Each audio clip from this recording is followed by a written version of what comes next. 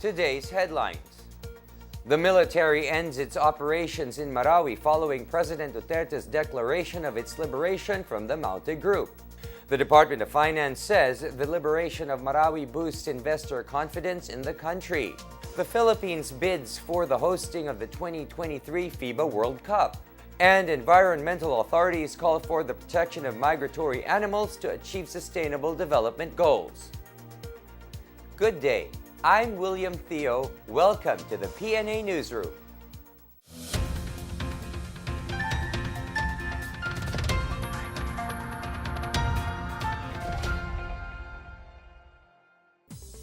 Guns are finally silent as the military declared the 5-month Marawi siege finally over today, October 23. Defense Secretary Delfin Lorenzana made the declaration early this afternoon, exactly 154 days after Maute terrorists attacked Marawi City on May 23rd. The declaration of the cessation of military operations came almost a week after President Rodrigo Duterte declared Marawi's liberation. Yesterday, the military authorities also declared that the Maute terrorists are no longer holding any hostages, while 30 terrorists, including their relatives and wives, remain inside a building. The military said they are urging the terrorists to surrender, assuring them that they will be treated humanely if they decide to do so. This morning, the military said that they have already taken control of the said building and that about 42 cadavers were recovered inside. And on the line is our reporter Lloyd Kaliwan to give us more details of this story. A week after President Rodrigo Duterte declared Marawi City's liberation from the clutches of Maute terrorist group, Defense Secretary Delfin Lorenzana on Monday announced the termination of all combat operations in the city. Lorenzana made the announcement at the sidelines of the ASEAN Defense Minister meeting, a high-level regional security forum among member states which is ongoing in Clark, Pampanga. Lorenzana expressed gratitude to other countries that provide firearms and sharing technical intelligence to government troops. The defense chief said China's donated firearms, especially the sniper rifles, were used against the terrorists, while the United States provided intelligence like images of the enemy through their very sophisticated technical intelligence gathering capability. Lorenzana said this achievement is proof of that regional cooperation can prevent the proliferation of terrorism. Armed Forces of the Philippines Chief of Staff General Eduardo Año meanwhile confirmed at least 42 bodies of terrorists were found on Monday in 2 buildings and a mosque in the battle zone. The fighting between government troops and Maute terrorists, which lasted almost 5 months, started last May 23 when the AFP attempted to arrest Hapilon, who was declared the emir of ISIS in Southeast Asia. For the PNA Newsroom, I'm Lloyd Kaliwan. Now that the reconstruction of Marawi City is underway, Philippine National Police Chief Ronald de la Rosa wants to establish the Marawi Police Station as the first edifice inside what used to be the battle zone as a symbol of authority and confidence. Since the armed campaign against the Maute Group terrorists in Marawi last May, the city's police have been sharing office at the Lanao del Sur Provincial Police Office in Amay, Pakpak. This time, De La Rosa said the Marawi police should have stronger intelligence aside from their usual mandate as law enforcers. The Marawi police will also have a new chief, Superintendent Ibrahim Mukser, an imam of the PNP. Russian Defense Minister Sergei Shoigu is in Manila today, October 23, to discuss the supply of Russian military equipment to the Philippines. Russian Federation Ambassador to the Philippines Igor Kovayev over the weekend said that Minister Shoigu will hand over the Russian military donation to the Philippine side, such as small arms, military weapons, and other equipment, including army trucks. Discussions on establishing a legal framework for the transfer of military supplies and equipment are ongoing, but Kovayev said he does not see any problem that may hamper the document's creation. A detachment of the Russian Navy Pacific Fleet consisting of the large anti-submarine ship Admiral Panteleyev and large tanker Boris Butoma arrived at the port of Manila on October 20 ahead of Minister Shoigu's trip.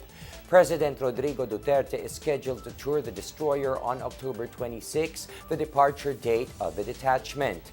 The third Russian port visit to Manila this year comes following President Duterte's move to forge a better bilateral relationship with Russia. Citing the need to intensify the people-to-people context of Philippines and Moscow's ties, Russian Federation Ambassador to the Philippines Igor Kovayev asked Filipinos to dismiss misconceptions against Russia. Kovayev stressed that the cooperation Moscow is offering the Philippines has no hidden agenda attached to it. The renewal of strong ties between the Philippines and Russia started under the Duterte administration with President Duterte's state visit to Russia on May this year. The visit was, however, cut short due to the May 23 attack of the ISIS-inspired mounted terrorist group in Marawi City. Duterte and Russian President Vladimir Putin were able to meet for a few hours in Moscow, where they discussed several topics, including the arms deal. Davao City Mayor Sara Duterte Carpio led the launching of the Tapang at Malasakit Alliance at the Bonifacio Global City in Taguig this morning. Tapang at Malasakit Alliance for the Philippines is the umbrella organization of all groups who supported Rodrigo Duterte when he ran for president and pledged to be unrelenting even after he was installed as the 16th President of the Republic of the Philippines. This is an alliance of groups who believed in the president and trusted his vision for change for the Philippines. The alliance is composed of Filipinos like office workers, laborers, teachers, overseas Filipino workers, artists, doctors, students, retirees, young professionals, teachers, lawyers, artists, engineers, businessmen, nurses, writers, LGBT community members, Lumads, Muslims, persons with disabilities, sidewalk vendors, housewives, fishermen, farmers, and government workers who vowed to become partners for change of the government. Isa lang naman tayo. Filipinos. Isa lang, wala namang Filipino A, Filipino B, Filipino rich, Filipino poor. Isa lang naman ang sinasabi ng konstitusyon natin na Filipino. President Rodrigo Duterte declared November 13 to 15 as special non-working holiday as the country hosts the 31st ASEAN Summit. The non-working holidays will be implemented in Metro Manila and the provinces of Bulacan and Pampanga, which will be affected by the summit. The ASEAN Summit and related summits will be held in various parts of the NCR and in Clarkfield, Pampanga. The President signed the declaration upon the recommendation of the ASEAN 2017 National Organizing Council. The Metro Manila Council earlier suspended classes in all levels in Metro Manila on November 16 and 17. Still to come, the declaration of the liberation of Marawi boosts investors' confidence. President Duterte declares October 26 a holiday in Cebu in honor of the late Cebu Archbishop Emeritus Ricardo Cardinal Vidal. These and more when the PNA Newsroom continues.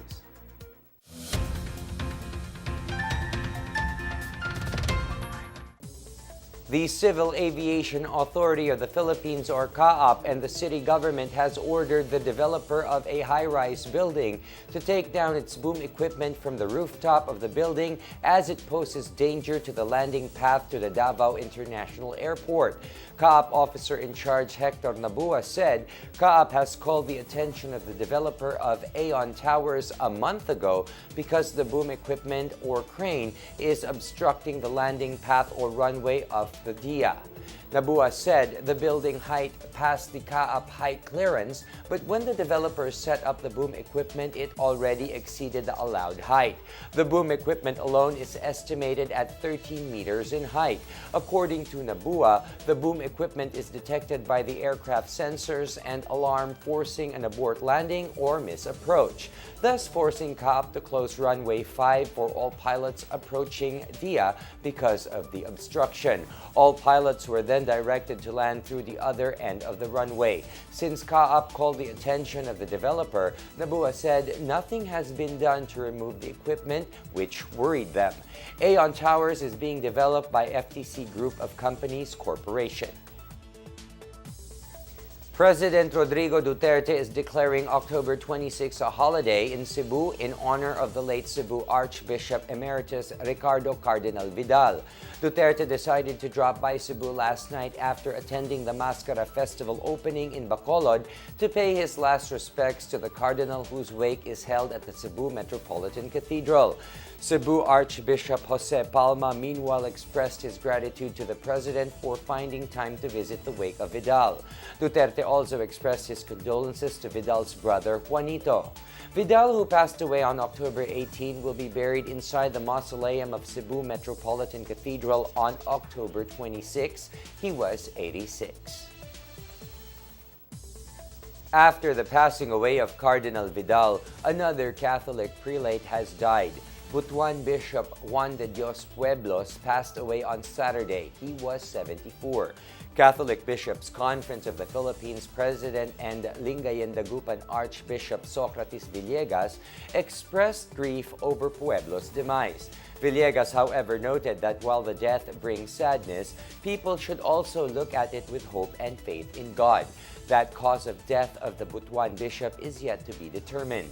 Pueblo served the diocese for 22 years. He served as Bishop of Kidapawan for 8 years before transferring to Butuan. Davao City Mayor Sara Duterte Carpio has signed the anti-unattended bag ordinance passed by the City Council last July. The ordinance, entitled An Ordinance Prohibiting and Penalizing the Act of Leaving Unattended Bag in a Public Place, was passed by the City Council on July 11, 2017. The anti-unattended bag law will have two prohibited acts. Fines from 100 pesos to as much as 5,000 pesos or 1 month imprisonment, depending on the discretion of the court, will be imposed to violators. Bags left unattended willfully and intentionally must be confiscated in favor of the government. Any person claiming ownership of the bag will be prosecuted in accordance with the ordinance. The Philippine Economic Zone Authority, or PEZA, plans to turn some 8,000 hectares of mining lands into economic zones. Portions of these lands, owned by the Philippine Mining Development Corporation, or PMDC, are located at Mount Diwalwal in Compostela Valley. PEZA Director General Charito Plaza says the area had no investors and some entities are squatting and operating gold mines illegally. She says PEZA will invite investors who will put up mineral processing plants to create more industries and jobs. This is also in line with President Duterte's statement on stopping the exportation of raw materials. PEZA will include the mining lands in an eco-zone map targeted to be launched next month. Police in Sultan Kudarat arrested the vice mayor of Palimbang town and seized high-powered guns during a raid. Joint elements from Provincial Police Office, Regional Public Safety Battalion, and the Provincial Public Safety Battalion arrested Vice Mayor Haron Sabiwang in his home in Barangay Medol last Friday. Several unlicensed firearms were recovered, including ammunition. Sabiwang was believed to be maintaining a private armed group. Police also arrested Abubakar Abdullah and Abdullah Saddam in a separate raid in Barangay Badyangon, also in Palimbang. Abdullah has a pending warrant of arrest for violation of Republic Act 10591 or illegal possession of firearms and explosives. The raid was conducted a week after the Sultan Kudarat police raided the house of Palimbang Mayor Abubakar Maulana and seized a fragmentation grenade and an M14 rifle with ammunition. The police failed to find the mayor. The declaration of the liberation of Marawi by President Rodrigo Duterte last week boosted investors' confidence. Our reporter Chris Crismundo files this report. Department of Finance Secretary Carlos Dominguez III said the declaration of President Rodrigo Duterte of the liberation of Marawi City from Maute Group has boosted investors' confidence in the Philippines. In a statement, Dominguez noted that the Philippine Stock Exchange Index hit its all-time high level of 8,586.73 points during the stock market's trading when the Marawi liberation was made last Tuesday. Dominguez added that the Marawi rehabilitation would also boost government spending, while the private sector is also looking at investing in the area and create jobs, particularly for internally displaced persons. The government is estimated to spend about 100 billion pesos for Marawi's rehabilitation. For the PNA Newsroom, I'm Chris Crismundo. Up next, President Duterte supports the country's bid to co-host the 2023 FIBA World Cup. The Philippines calls for worldwide support in the protection of migratory species. These and more when the PNA Newsroom returns.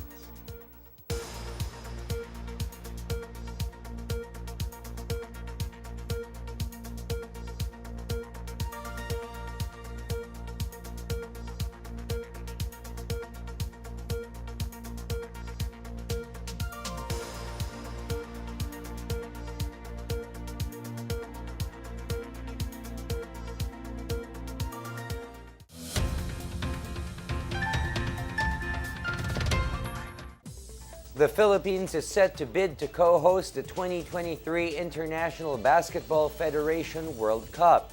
No less than President Rodrigo Duterte is throwing his support on the bid as he welcomed the three-man FIBA Evaluation Commission at the Mahogany Room of the Manila Hotel, where they proceeded upon arrival on Thursday last week.